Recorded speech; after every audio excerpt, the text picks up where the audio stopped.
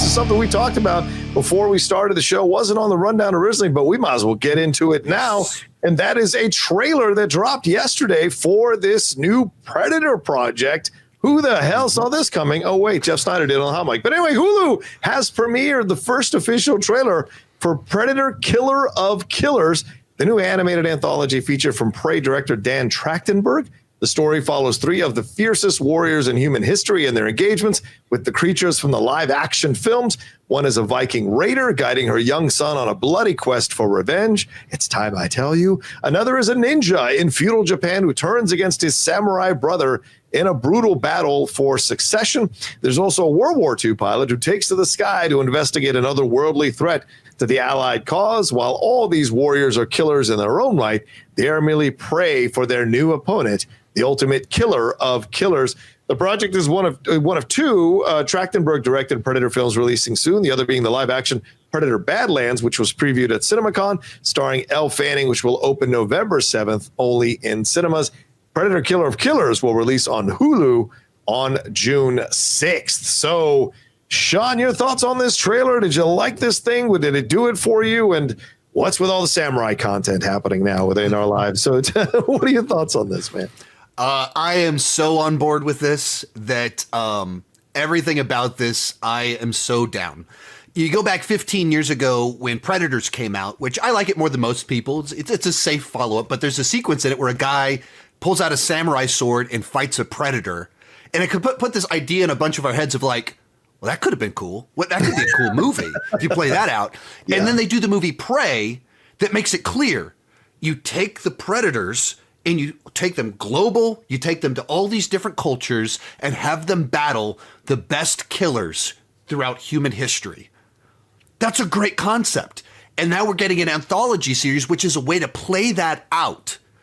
And it doesn't have to be a full movie with like elaborate stories, but there are little situations and scenarios that are interesting. And you see it and you immediately go, oh, that's so cool. The Vikings and the samurai, World War II soldiers. And you go, what about a Western? What about, and you just keep playing the what abouts of what this could look like if this thing is as good as it looks. So I'm very excited. Even the animation, it feels like paintings come to life and then it's gory and violent. Like they're leaning into it. So I dug everything about it. Yeah, I did too. I loved it. I thought it was a fantastic trailer. I took the day off yesterday because I was just tired from my trip to LA on Monday. So I didn't do a reaction to this one. But when I watched it, I was losing my mind thinking I should have done a reaction because I did not anticipate it was going to be this excellent, this level of animation, this level of storytelling. Doesn't mean that Hulu doesn't do some good animation. I mean, Hitmonkey is a lot of fun, but I didn't anticipate this level and the Predator stuff. So clearly, Sean, Prey opened the door for what could happen here. And Trachtenberg,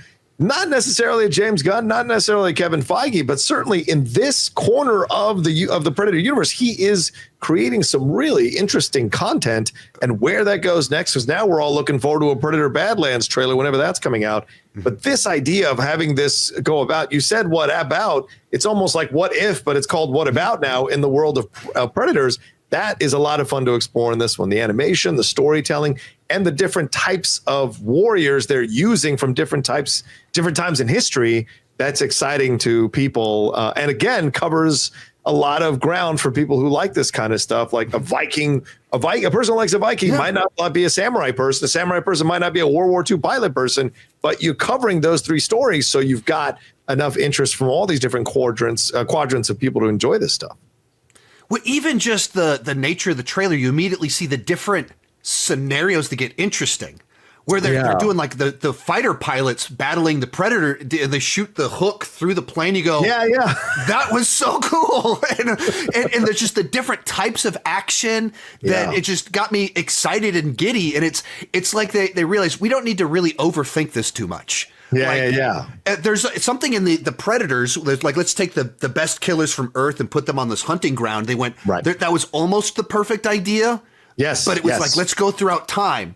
And the Predators come to all these different cultures, and it's a very similar concept, but like the better, more exciting version of it, because it's cross-cultural, cross-time, and there's so many different things you can do as soon as you're going to these different places. And then I think an anthology is the way to do it, where it doesn't feel like it's too played out, and it doesn't feel like you have to like repeat big, gigantic story arcs or anything like that. It's just little episodes of battles. Yeah. I hope it's as good as it made me feel.